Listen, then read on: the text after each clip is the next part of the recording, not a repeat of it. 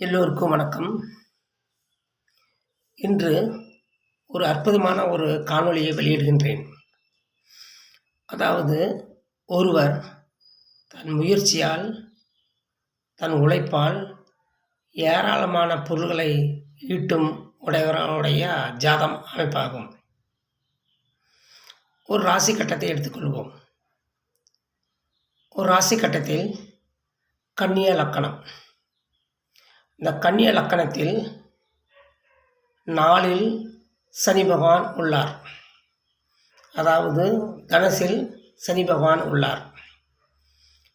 அதேபோல லக்கணத்திற்கு 10ஆம் இடத்தில் மிதுன ராசியில் சந்திரன் உள்ளார். அடுத்தது லக்கணத்திற்கு 11ஆவது வீட்டில் புதன் உள்ளார்.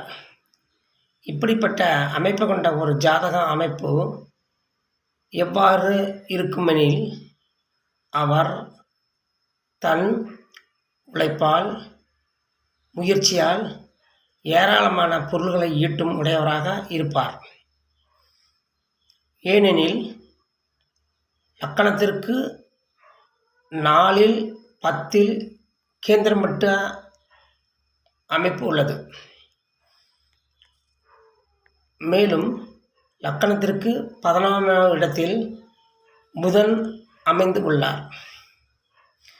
ஒரு பொதுவாகவே ஒரு ஜாதகத்தை எடுத்துக்கொண்டால், லக்கணத்திற்கு அந்த உபய லக்கணத்திற்கு 2, 5, 8, 11 குடையவர் பணவரம் கொண்ட அமைப்பாகும். ஆகவே 11ல் புதன் இருப்பது ஏராளமான பணத்தை சம்பாதிக்கும் அமைப்புடையவராக. மேலும் இந்த ஜாதகத்தில் 10க்கு உடையவனும் 11க்கு உடையவனும் பரிவர்த்தனை யோகம் பெற்றுள்ளார். இது ஒரு சிறந்த ஒரு அமைப்பு ஆகும். மேலும் 10ஆம் இடமாகிய ஜீவஸ்தானம் சனி பகவானால் பார்க்கப்படுகிறார்.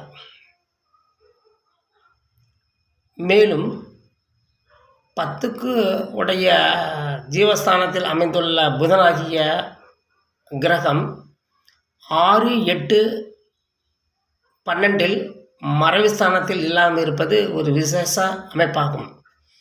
ஆகவே இந்த ஜாதக அமைப்பு தன் முயற்சியாலும் தன் உழைப்பாலும் ஏராளமான சொத்துக்களை சம்பாதிக்கும் உடையவராக இருப்பார்.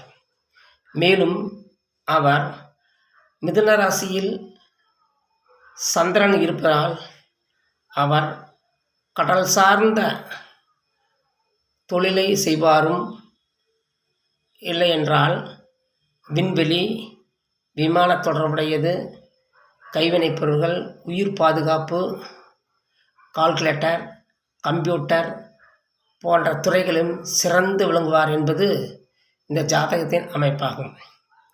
ஆகவே இந்த ஜாதக அமைப்பை ஒரு ராசி கட்டத்தில் தாங்களே